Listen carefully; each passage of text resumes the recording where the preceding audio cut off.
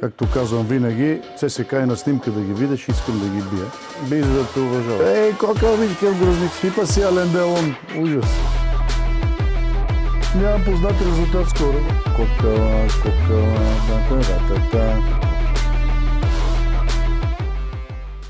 Добър ден.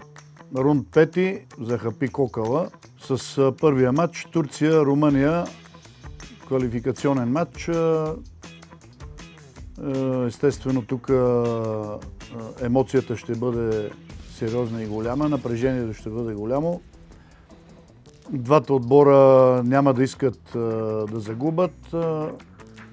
Отбора на Турция играе изключително офанзивно, но не знам в този матч как ще подходят, тъй като при всеки един румънски гол вече ще бъдат застрашени от отпадане.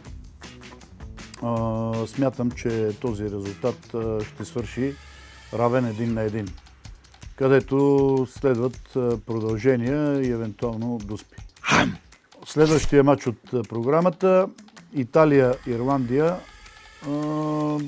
Мисля, че ще има там страхотни атаки от страна на Италия. Знаеме, Гатузо също обича с висока преса да играе, с пълен контрол над играта, но пък ирландците не са за подценяване.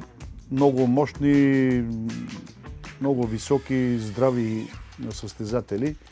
Така че също там предвиждам един равен резултат 1-1.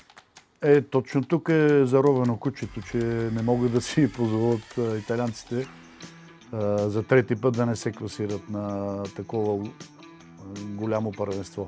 И край за днес.